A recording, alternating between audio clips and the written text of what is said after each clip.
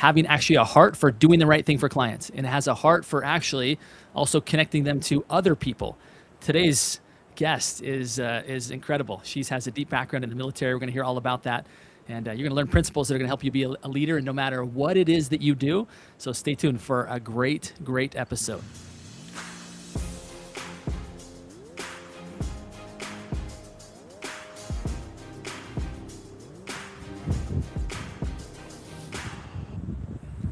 All right, I am excited to welcome to the Built on Referral stage today, Erica Lehmkuhl, out of Hawaii. And yes, she is flaunting that beautiful ocean view that is reflecting off the glass behind her. So Erica, such a pleasure. I always love having conversations with you because I feel just for a minute that I'm in paradise. Well, you're always welcome to come and visit. I love the beach family photo that you had in your intro.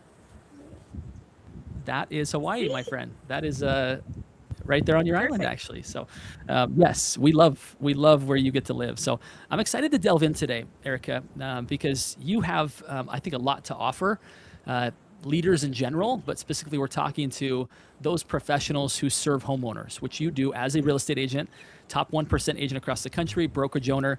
But your background is so interesting. And if anybody here has not seen the thumbnail, the picture of Erica is fantastic. Half of her face is an Army first sergeant, and the other half is the lovely face that you see right here, which is a very dedicated real estate agent. And so let's talk a little bit about your background, Erica, and maybe how that prepared you to serve clients at a really high level, right? Yeah, so as you said, I was in the military. I retired after 23 years as a Signal Corps enlisted person. I was not an officer, not a spouse, but I actually did it. Sometimes people are surprised because I guess of what I look like or how I speak that I was an enlisted soldier, but I was. Yeah, and I just learned to always put others first. To lead is to serve, and I don't think of it any differently in this business of service that I'm currently in. You know, I love that you said that because so many think that leadership is a title, right? Now, you had some of the most impressive titles, right? An E8, sergeant in the Army is impressive, considering 9 is the very top, right? You achieved level 8. But what you just said there wasn't about your title. It was about like leading is actually serving. Oh yeah. Now, oh yeah. How has that shown up for you? I guess let's talk about your clients, because I know you have a real passion for serving veterans and even people who want to live on the island. And there's some unique things that you know about moving to and living in Hawaii that are pretty important. Why don't you share that with us? Yeah, so, I bought and sold houses throughout my military career. The very first house I ever bought was in 2002, so I'm dating myself a little bit. My daughter at the time was 2 years old, and I had just gotten divorced. So I was a single staff sergeant with a child. I had a motorcycle problem. I love motorcycles. So I was like, I got divorced. I bought a new motorcycle. I bought a house and was living my best life. But I didn't know why I wanted to buy a house. I just felt that itch. So I started looking around. I started driving around. I could have looked on the internet, and I did a little bit, but I wanted to live in a certain neighborhood or area. So I drove around the area, looked for signs in the yards, and I called the person on the sign. So now that I'm an agent, I know that that's probably not the best thing to do because the agent on the sign is representing the seller, not the buyer. But thankfully, the people I called, it was Eddie Terry from All American Homes. He's with another company now, but he still does real estate in North Carolina, and I love him to death at Fort Bragg. And I bought that first house. It was a VA foreclosure that had gotten renovated because they burned the bathroom on accident. A tenant had burned the bathroom. The owner's like, that's it, I'm selling. They repaired the bathroom, sold the house, so I got a mostly nice house for a really good deal. And I lived in that for a few years, and that's what started my real estate journey. And I am thankful for the agents who took good care of me, even though they were representing the seller. So I started off my real estate journey with, on the other side, obviously, as a soldier, with somebody taking care of me and being an honest agent. And I really appreciated that because they could have taken advantage of me and they didn't. So that meant a lot, So then fast forward, many years. I retired from the Army in 2017, but when I was getting ready to retire, my husband was a home builder, and he suggested I get my real estate license. So I got my real estate license just thinking like it would appease him and maybe I would do a deal here and there, like a lot of people do. And then I realized I really like it and I really have a knack for it, and there's really a need. So part of your question was about the unique market in Hawaii. Hawaii is another animal. You can't just move here, buy a house, and think that in 3 or 5 years, when you have your change of station, we call it PCS in the Army, you can't think that when you do your change of station, you're going to automatically make money each month or even break even. In Hawaii, if you buy a single family home or a condo and you try to rent it after 3 to 5 years, you will lose money each month. Wow. Period. That's pretty much it. The only exceptions would be if you bought a multifamily home and you renovated it, or if you bought a VA assumption and you had some cash in and you know, maybe did some work to it. Those are some ways that you might be able to break even. But it's very difficult here to break even. So I think that people need to focus, especially in Hawaii, but everywhere, on your exit strategy before you sign any paper to buy anything. You need to focus on what's your exit strategy, because you're not going to own it forever. And if you can't rent it and you can't sell it, that's not a good decision. So, You know, I think a key leadership principle, which is where we're going to talk next in our path here today, is that leadership requires you to do the right thing, right? And I'm sure that there are yes. people who are in your position that would sell to an unknowing, whether it be soldier or you know, just resident, thinking that the plan that worked maybe on the mainland or worked somewhere else is going to work here, right? And how important it is to work with somebody local that can actually tell you and is willing to tell you the truth, right? Yeah, I About think that's the what to buy, biggest what not to thing. buy. Willing to tell you the truth. I mean, most of them know. If they've been in the business for longer than 6 months, they know. Yeah. So I don't accept ignorance as an excuse for screwing people over, to be frank. So yeah, and if they don't know, they need to get wise on it. And technically, they are protected by our contracts, because our contracts say things like, our purchase contract is 14 pages long, and it says that the realtor cannot, like, estimate what it's going to be renting for, and you know, edit what future rental value is, or future sales value. That's correct.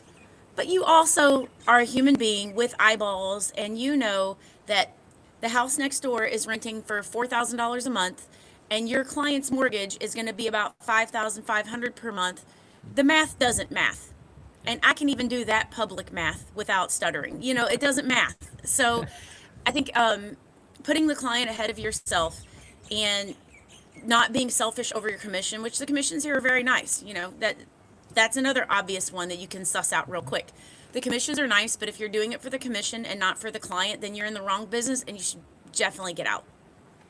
Well, one of the key things as we move into the portion of our episode here about leadership principles, right, is to always do the right thing. I know you lead a brokerage of other agents, and Yes. your stance is you don't join my team unless you always put the client first, right? Anything Yes. you want to add to Yeah. that?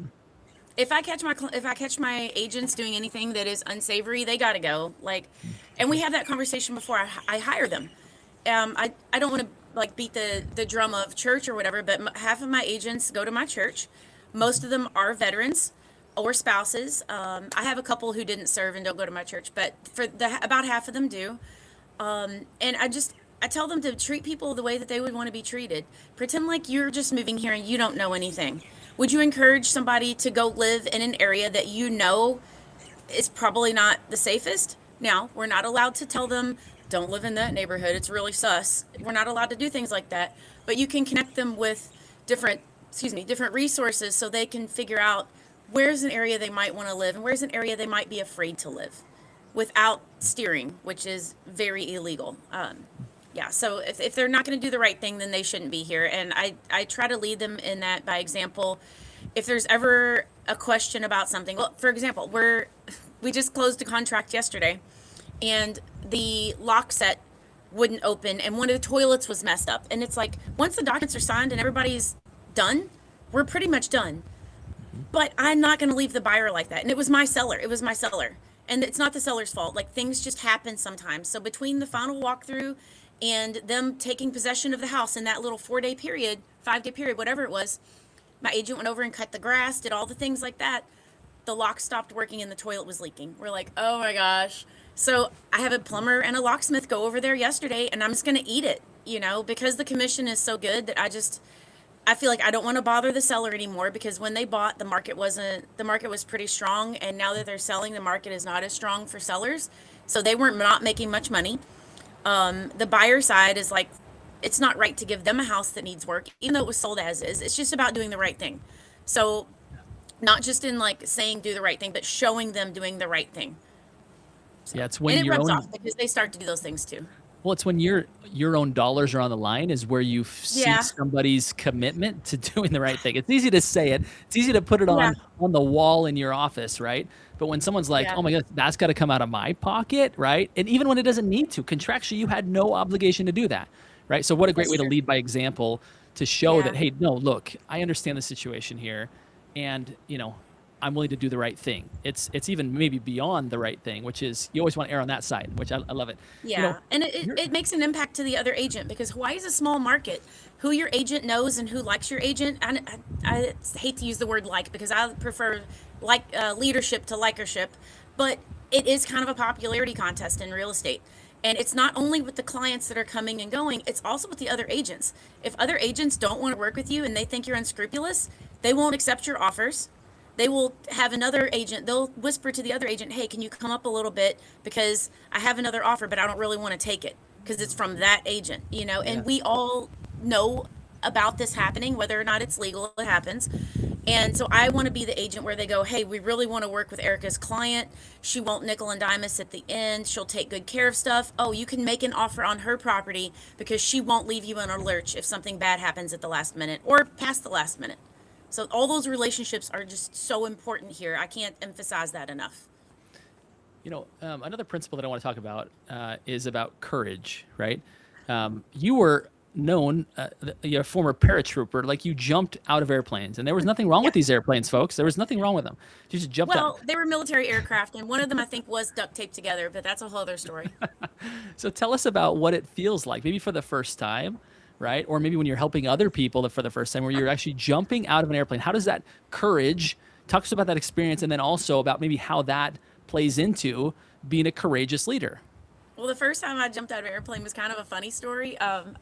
I tend to put myself in weird situations, so I get motion sick, like really bad, and I don't get motion sick on passenger aircraft unless there's a lot of turbulence. Well, I'm thinking the first time I jump out of the military aircraft, I'm not going to take Dramamine. I'm like, let me just see how this goes. And you're in jump school. So there's a bunch of people in the aircraft. You're all lined up. They make the women go first because they figure if the woman goes, then the man will follow because we're supposed to be weaker or something. But Yeah. so they put the women in the front of the chalk. Well, I was towards the back because there was a female officer. I was a female non-commissioned officer. So they put the female officer absolutely first. So they go around and they drop out the first 10. Well, they keep going around in circles because the winds were too high. So I'm in the plane so sick I can't even stand myself. And I'm like, I went out of this plane. I don't care if I die at this point because I am so ill and there's nothing that's going to stop it other than getting out of this airplane. So when it was my turn to go, I just went. I did not care about anything else. And thankfully everything went well, but that was my first jump experience. After that, I took Dramamine and I made sure I ate because eating actually helps. Okay. But yeah, I will say that was my first jump, so it was funny. But courage is not the absence of fear. It's being scared and doing what you have to do anyway. And I think that's what I try to re-emphasize to people all the time because I teach newer agents and I do speaking engagements and I tell them that anxiety, because a lot of people in the younger generations are like, I have anxiety. And I get that because everything you do is videotaped and out there for public embarrassment. And it's very stressful. So I tell my agents that, and new agents that I'm talking to, anxiety and fear are the same emotion. Or sorry, anxiety and excitement. I messed that all up. Anxiety and excitement are the same emotion. I'm still thinking about jumping out of the airplane, which is scary. Um, but you're giving power to anxiety by labeling it anxiety and letting it hold you back. When you're getting ready to go speak, you're there because people want to hear what you have to say. There's a reason you're in that position. So even if you feel a little uneasy or whatever, you're there for a reason. Take that anxiety, make it excitement. You're not anxious, you're excited. You're excited to be there. You're excited to have this opportunity and just go do it. If you mess up stuff like I just messed up fear and anxiety, whatever. So what? Keep moving. You're a person. You're going to make mistakes. Just own it and move on. So, yeah, I tell them don't let the anxiety have the hold over you where it hampers you from doing the things that you want to do and you should do. Because You know, courage is not the absence of fear. It's doing what you should and doing what you need to even when you're scared. That is true courage. when you think about anxiety, it really is a fear of what's coming, right? It's like what if this happens? Yeah. And so the best way to get over that, just as a quick aha after hearing you talk about it, is that you just go, you actually, instead of pausing and contemplating what could happen, just Yeah. get going, right? And actually Yes. see what happens. Because 9 times out of 10, it's not as bad as you think it's going to be, right? The worst case scenario does not happen, right? And so we Sometimes live it in this, does, but not as much. right? I said 9 out of 10, not 10 out of 10. In that scenario, though, if you're able to actually just get your feet moving, Yeah. then all of a sudden you're able to actually make it come to life and alter as you go, right? Even if stuff doesn't go exactly as planned, you figure it out along the way. And so I do believe that Yes. the best antidote for anxiety is work, right? Is actually get out and do the work instead of pausing Yeah. and contemplating all the what ifs. It's actually, Yeah. let's go make something happen. Now, And that's how I run my business. I tell my agents, I'm like, we don't have it all together. We're not perfectionists. We get most of our crap together. We throw it in the bags. We get on the train. The train's leaving the station, and we'll figure the rest out on the way. just get on. But that's where instincts come in. Yeah. Let's talk about communication. Obviously, Sure. when you're dealing with, again, leading troops, leading agents, leading clients, communication is key, right? I know in the military, having worked with Trey, right, who's a dear friend of Yep. mine, works with us, a friend of yours as well, that he's an amazing communicator, and I've admired that Yeah. about him. So I'm curious to hear how those principles of communication from the military have made your buyer experience, your client experience, maybe superior to what it would be if you didn't have that background. Yeah. Well, you know what's funny is that my MOS in the military was Signal Corps. It was commo, communications. I think I kind of lucked into that because I wanted to hurry up and leave, and I wanted to be a tank mechanic when I was coming in basic, and they were like, okay, well, you can't leave to be a tank mechanic until October. I was like, no, I want to leave now. So I went ahead and joined the Army and became communications, and that's how I picked commo. But yeah, I mean, throughout my life and time, I think that you have to figure out who you're going to be, and you just got to be true to yourself. And I figured out that I wanted to be the loud, somewhat brash, obnoxious, smart person that I am, and I just put it out there. So if the baby, one of my old sergeant majors used to say this, he's like, if the baby's ugly, I'm going to say the baby's ugly. And no, I don't go around calling people's children ugly to their face. But, you know, I do tell people like the ugly truth about things, like the houses, like the rentals, like the whatever. You know, I want them to go in with all the information possible so they can make the best decision. And even if it's bad information, they especially need to know the bad information. Don't just give them sunshine and rainbows. That's not the right case. That's not the right thing to do, you know. So just being me and telling people everything that comes to my mind is how I operate. Erica, we had a conversation prior about having an abundance mentality, right? That many leaders see it as if you start to get too good, you're going to take my spot. You don't see it Yeah. that way, right? Talk to us about No. having that abundant mindset as a leader. Well, I mean, when I started as an agent, I went to a little bitty mom and pop. It was just me and my broker. And I knew I was destined for greatness. No, I once I set my mind to something, I know that I'm going to do all that I can to dominate and be great at it. And so I started off with her. I was with her for a few years, and I just kept seeking education opportunities, not just formal education opportunities through classes and stuff like that, but also going to networking events, asking other agents for advice, paying attention, just looking at things, reading things, thinking about things, going to seminars to become better. And all of those things made me a really good agent, and it made me highly educated on real estate. And just everything you learn, everything you read, you're going to get better. And so after a couple years, I kind of outgrew her brokerage, and I was like, hey, I think I'm ready to start my own brokerage. And some brokers would like hoard the clients because technically all the clients and the listings belong to the broker. Right. My broker was like, she was gracious. She's like, you're doing amazing, and I'm not surprised. Take your clients, take your book of business, and go do great things. And I appreciated that because I don't feel like a lot of civilian companies are like that. And she was never in the military, never affiliated with the military. She's a freaking fantastic woman. Her name's Gloria. She's fantastic. I still talk to her. I still love her. So when I started my own brokerage, I was by myself for about 6 months before I started hiring agents. And when they come on, you know, I talk to them about progressing in real estate. If you've had your real estate license for 3 years, working full time, you can sit for the broker exam. So I think they should all be studying for the broker exam, just like in the military, keep moving up. And then I want them to go take their broker exam at some point. even if they don't want to be their own broker, if they just want to continue to be a broker salesperson under me, I'm good with that. You know, the commission I pay them, their percentage goes up because I give them a higher percentage if they've gone to broker school. So there is encouragement through monetary gain Yeah. to actually go and be a broker. But then I need a broker to take over the company. What if something happens to me? You know, if I get hit by a bus tomorrow, I need a broker to take over my company. I don't want it to die. I don't want to be where knowledge goes to end its course. You know, I want those under me to flourish and maybe start their own brokerages one day, and we'll work together and it'll be fantastic. So I don't know. It's such a beautiful perspective, right? Is that, and it goes back to the principle that you said, is the client always comes first. And one of your key motivations of what some might see as raising up competition, you're like, no, these are people that are going to be sure that my clients get taken care of, number one. And number two, if they do decide to go out on their own, we're going to collaborate, right? We're going to put deals Yes. together. We're going to help people get their Hawaiian dreams, folks. This isn't a bad thing. There's plenty of Yeah, opportunity for I everybody, don't right? like it when people, because I'm located on the North Shore, hence the ocean, but there's a couple really large brokerages up here, and when I started out, I was nervous that they were not going to like me and not going to want to work with me because I was the new guy and I was taking their business and whatever. But there is truly enough business to go around. The clients that are for me are not going to be for, you know, Bobby next door and Jane over here. Your people will find you if you're being your authentic self. They will find you. Because the people that are for me are not the same people that are for Bobby or Jane. There's different people. And when people say, oh, so and so, that's your competition, I'm like, no. We collaborate.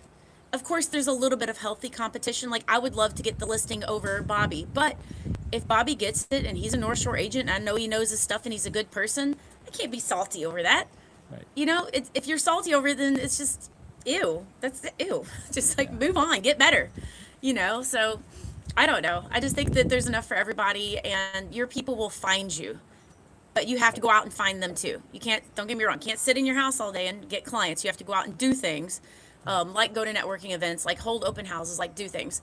But your people will find you. So good. Such an abundant mentality. Truly, what my mentor and business partner taught me, he said, is it's one thing to be a leader. It's another thing to be a leader of leaders, Yeah. right? That's where you really start to have impact that lasts long beyond you. And that's what I see you do. Thank And you. in our final phase here, Erica, what I want to talk about is your passion for being a connector. And I want to give kind of a preface here, is that's what connected you and I, right? Is the Yes. fact that you have a passion for being sure that your clients are taken care of, not just directly with real estate, but all the other professions that they're going to need. And of course, my company builds the homeowner concierge, right? Which Yep. is identifying all the professionals around you that your clients are going to need and making it easy for those clients to get access to that. So talk to me about your passion, again, for being a connector. Yeah, I mean, I don't know. I've always loved to mix people together, and like even my friends group. Like I had a group of friends. A lot of them were clients, and so I would just invite them out, and I started a girls' night. And then out of girls' night, you can't have 8 or 10 people hanging together all the time. So some of them would break off and become like closer friendships, and that just makes me so happy. A lot of people who have been roommates, because Hawaii's expensive, so we've done house hacking and had roommates and everything. Most of the people that live with us end up finding their person that they marry. Like it's really cool. Like we love to connect people on a personal level, on a business level. The concierge service, the ProInsight is amazing because you guys, everybody asks me for referrals. Like when you move here, you don't know who the best plumber is, who the best hairstylist is, who is a trusted electrician, who's a good contractor, who can I call for handyman stuff. You don't know. So instead of them constantly having to ask me, which I don't mind, but sometimes I'm busy and I might not be able to get back to them in a timely manner, they can scan the sticker. It has all of my preferred, it's a QR code. It has all of my preferred vendors on it, which is fabulous. And they can just automatically know who Erica recommends without even having to call me. So it's kind of cool. It I saves love it. them time and it saves me time, and time is valuable. Well, it's back to that abundant mentality, right? Which is, I want my people to have everything that they need. I'm not holding anything back. Like some kind of hold that as like cards to their chest. Like this is my list, and I want you to come to me to get it. And I think people like you that are very abundant minded will say, no, I'm going to publish this thing. I'm going to put it on people's refrigerators. Like I want people to have access to the very best people. And like you said, that you're very, like your people will find you, right? And Speaking of magnets, I would really like it if they were magnets. I want to give oh them to dear, people when they close and stick them on the fridge. Yes, I need this in my life. I need them to be magnets. you got it, girl. You got Okay. it. Coming your way. So Because yeah, that's people will keep track of that. They're gonna lose my folder, but they'll slap that on the refrigerator, and then they'll know who to call. It's you're perfect. on. We're on it. We're on it. So anyway, so excited to again be in partnership with you. People like you that have that passion. Number one, they're great leaders. Not only are you again leading clients, troops, right? At least in previous days, to buyers and sellers, to agents, but also leading other professionals, right? You're Yeah. aggregating this group of great professionals and leading them to the very best clients who need their support and their help.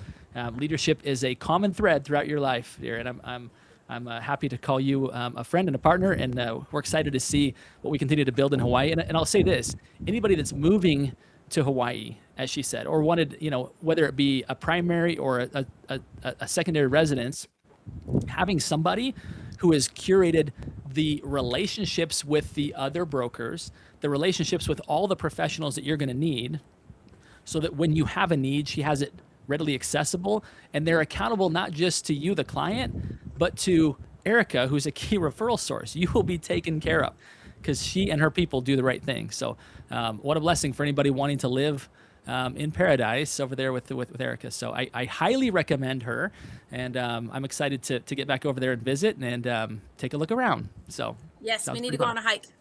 Yes, done. We love hikes. So such a pleasure, my friend. Again, thank you for allowing us to feature you on the Built on Referrals podcast. We're super happy to have you representing Hawaii, and anybody again that's looking for a great agent in that part of the world, whether to refer to or if you're a client yourself, please reach out to Erica. We'll have her contact info below, and you'll be able to see all that. So with that, any final words, Erica, as we wrap up the episode here? No, just so happy to be here and happy to serve. Love it. Spoken like a true leader. All right, my friends, we'll see you on the next episode. Thanks so much.